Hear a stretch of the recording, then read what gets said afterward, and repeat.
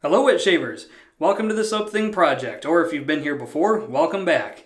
And for this shave of the week, we're going to do Through the Fire, Deuces Wild. And this is made by Maria Armand in my home state of Michigan.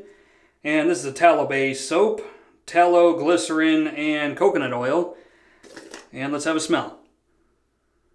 And this is Blued Steel, Gunpowder, Blood Orange, and Hoppies number 9. We'll talk more about the scent character during the video. Got the matching aftershave, Deuces Wild by Through the Fire. And I did put in a special request to have a non-alcoholic version of this made. So no alcohol in this aftershave. Instead it has witch hazel and aloe, leaf juice, glycerin, a couple other things. So good aftershave. We're going to try the Ever Ready 1912. And this is a gem PTFE razor, and this was gifted to me by J.R. Reyes of Reyes Restores. So that'll be the razor we're going to use today. We're going to put a gem PTFE blade in it, and that looks exactly like this. Now, in the interest of full disclosure, I actually pretty much suck at shaving with these. I own this one, and I also own the Blackland Saber. And it's pretty much a roll of the dice if I'm going to get a satisfying nick-free shave out of it. So we'll see what happens. The brush is going to be from Turn & Shave.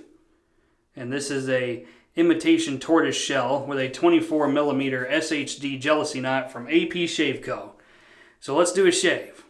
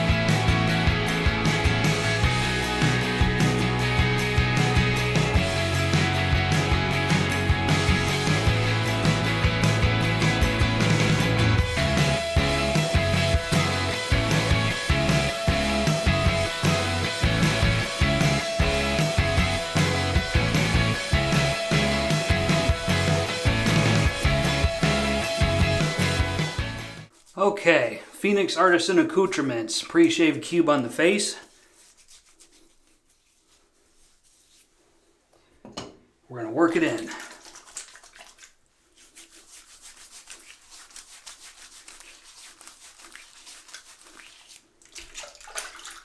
Hope everybody is doing really well, having great shaves with great shaving soap and great shaving tools. And this is a 2 out of 5 scent strength here in the Langley City Shave Bowl. 2 out of 5. And 2 days growth on the face today. It's a thirsty soap, 20 sprays of water. Usually it's not more than about 15.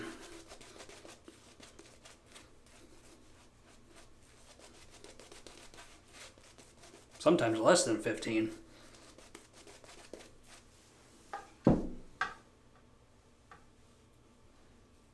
Okay, so we're going to try, again, I've tried this off and on to limited success, but the Ever Ready 1912 razor, let's give it a try. I know you have to kind of hold to where you're riding the cap, and usually I like to ride the base plate. You ride the base plate with this, it's going to shred your face apart.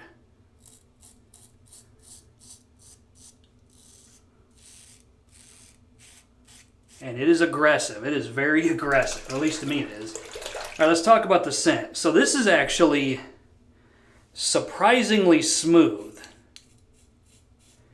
Like I said, it's got gunpowder, it's got hops number 9, it's got blued steel and blood orange. So primarily what this is, at least to my nose, is a metallic smelling soap. Like if you pulled a really old gun out of the safe from like the 1930s or 40s, I could imagine it smelling something like this. The blued steel and the blood orange are the primary notes, so it's, in my opinion, it's primarily a story of metallic notes and dark citrus notes.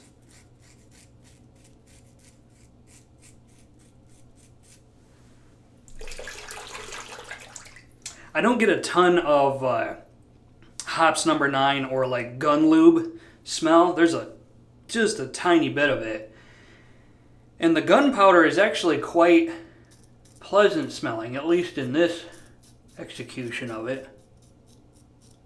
Gunpowder can be one of those bold, flashy, kind of harsh notes, but in this case, it's not horrible.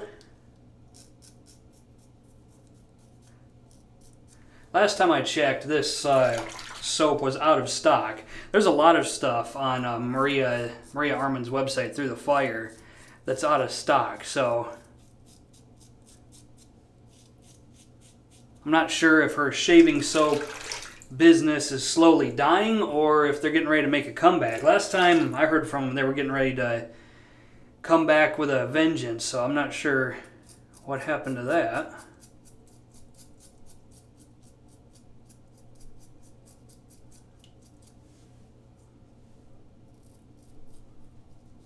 This thing is aggressive. Like, when people talk about how you need to use no pressure, usually I disagree with that. You need to use a slight amount of pressure dependent on the razor. This is definitely an example of a razor where you better not apply any pressure because it's going to bite.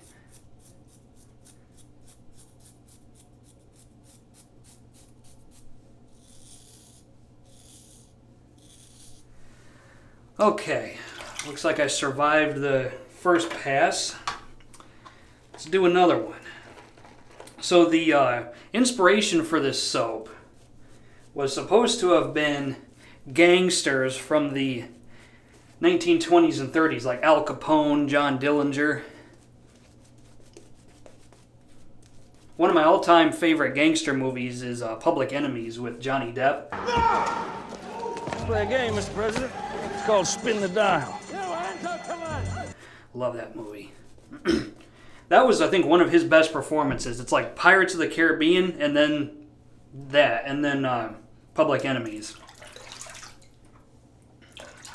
But I gotta tell you, the way this thing smells,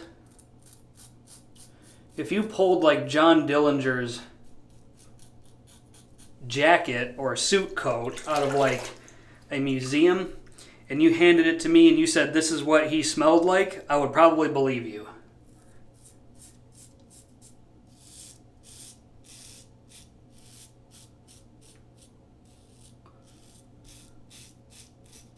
It's actually, the scent on this is actually really, really smooth. It's not chiseled face-like. It's not filthy smelling. There's a certain suave, kind of dirty elegance to it, if that's even possible.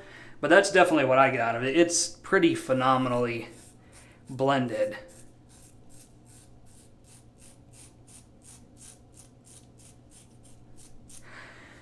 So far, so good. I think the only way to really get a safe and satisfying shave is you gotta really go slow and apply like no pressure.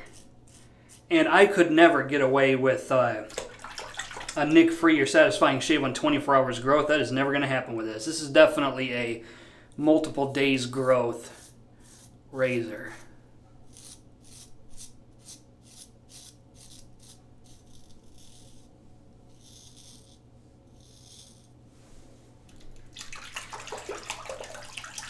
Because like it's kind of a roll of the dice on multiple days growth if I'm going to get a satisfying shave with this. On 24 hours growth, I have never gotten a shave with this that wasn't really irritating to my skin.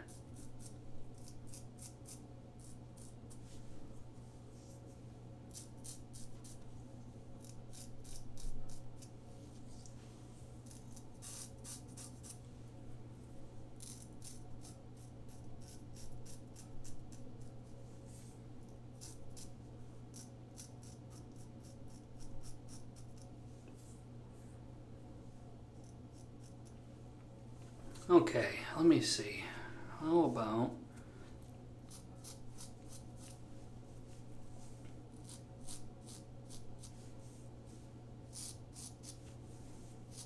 Alright, let's have a rinse. See how we did.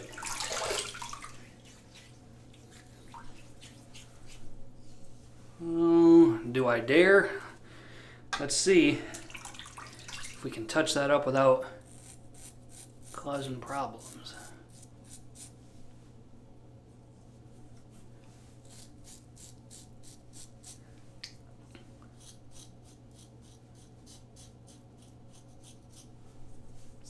Anywhere else?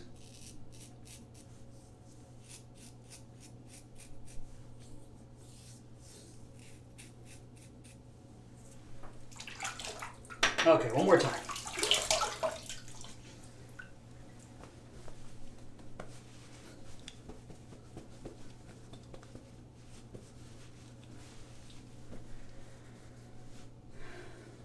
No nicks, no cuts, no irritation. Sometimes I'm so good I scare myself. Alright, let's do the aftershave. Okay, I haven't been filming this part lately, but today we're going to do it live.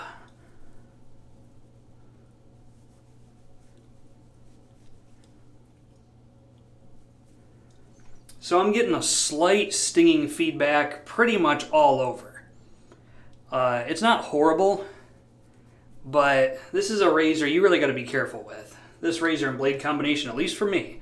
Some people seem to be able to, their face can just take anything, but my face, if you don't treat it gently, it's going to have problems. So that's it. Just slight, ever so slight feedback just all over my face, but no, redness is minimal and no weepers, no cuts, so what else can you ask for? Okay, that was the Omega alum block for those who are curious, and now let's do the Deuces Wild Aftershave Splash. Now this is a bit more peppery, blood orange heavy than the soap. Oh man. Talk about soothing and refreshing. Through the fire, what are you doing? Pick up the pace a little bit. Your stuff is good to go.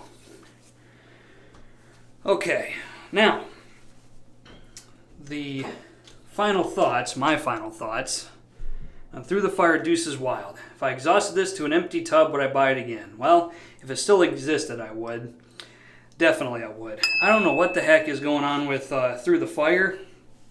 Maybe they're content to just let their brand die. I don't know.